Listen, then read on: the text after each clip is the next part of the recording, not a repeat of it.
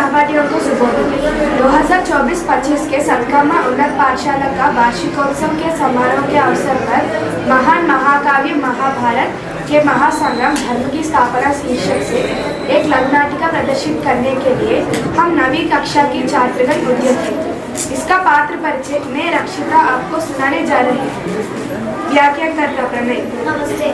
अर्जुन अक्षया नमस्ते। कृष्णा सात्विक विष्णु पितामह शत्रुघ्न नमस्ते। युधिष्ठिर मैं रक्षिता नमस्ते। महाभारत भारत का एक प्रमुख काव्य ग्रंथ है जो स्मृति के इतिहास वर्ग में आता है। इसे भारत भी कहा जाता है। यह काव्य ग्रंथ भारत का अनुपम धार्मिक, पौराणिक, ऐतिहासिक और दार्शनिक ग्रंथ है। विश्व का सबसे लंबा यह साहित्यिक ग्रंथ है। हिंदू धर्म के मुख्य धार्मिक ग्रंथों में से एक है। वह समय था जब कुरुक्षेत्र का महासंग्राम प्रारंभ होने वाला था। दोनों सेनाओं, एक ओर पांडवों की और दूसरी ओर कौरवों की, दोनों एक दूसरे से मुकाबले के लिए तैयार थे। कुरुक्षेत्र युद्ध के बारे में युधिष्ठिर और भीष्म के बीच एक संवाद हो रहा है जो इस प्रकार है। प्रणाम पितामह। जीवित रहो पौत्र। मैं आपसे एक प्रश्न का समाधान जानना चाहता हूँ। क्या यह युद्ध वास्तव में आवश्यक है? क्या हम इस समस्या का शांति से समाधान नहीं कर सकते? मेरा पुत्र युधिष्ठिर, यह युद्ध आवश्यक है। कौरवों ने आपके अधिकारों को छीन लिया है और आपको अपने राज्य से बाहर कर दिया है। यह युद्ध आपके अधिकारों की रक्षा के लिए है और आपके राज्य को पुनः प्राप्त करने के लिए है।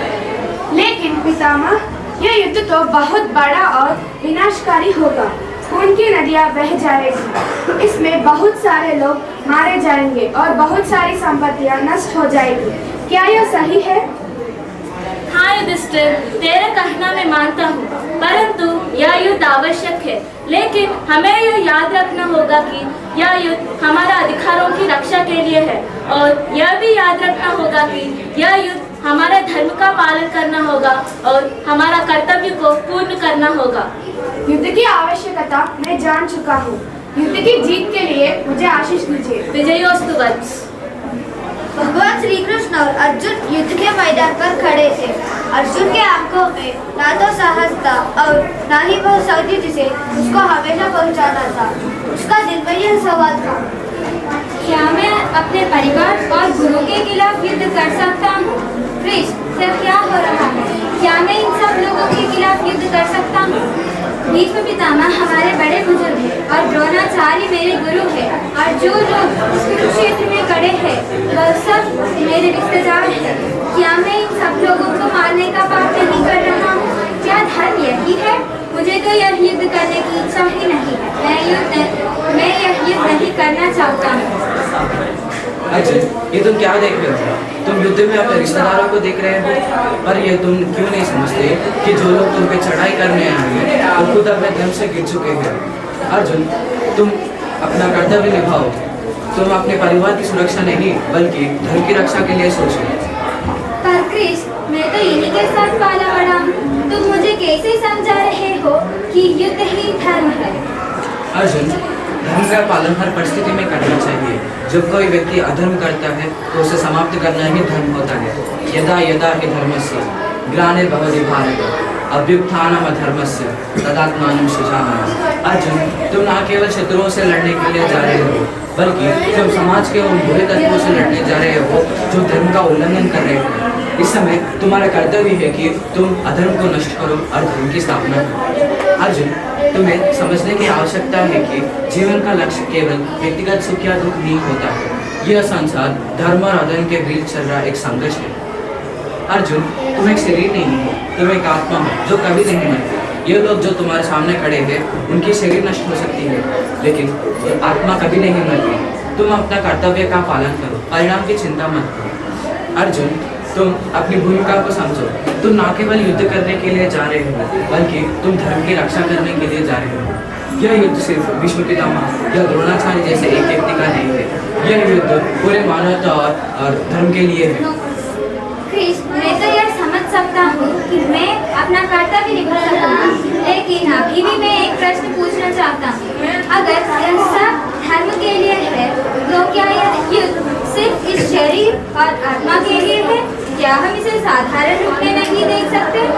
अर्जुन, जीवन और मृत्यु का कोई अंत नहीं। जब तुम समझते हो कि तुम एक आत्मा हो, शरीर भले ही नष्ट हो सकती है लेकिन आत्मा अमर रहती है। तुम्हारा जीवन एक साधन है और वही साधन तुमसे अपेक्षित है।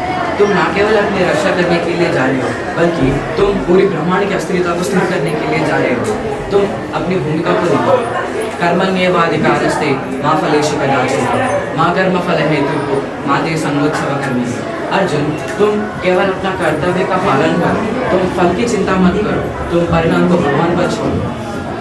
कृष्ण, आप मेरा अब आपने जो ज्ञान दिया है, मैं उसे समझकर अब अपने कर्तव्य निभाने के लिए तैयार हूँ। चाहे वह कितनी भी कीमती क्यों ना हो, मैं अपने भूमिका को निभाऊंगा। शाबाश अर्जुन, तुमने सत्य सही मार्ग अपनाया है। तुम्हारे धर्म की समझ अब पूरी हो चुकी है। तुम केवल अपना कर्तव्य निभाओगे और धर्म की रक्षा करोगे। सही है कृष्ण, मेरा कर्तव्य का बोझ हो चुका है। अब मैं युद्ध करने के लिए तैयार हूँ।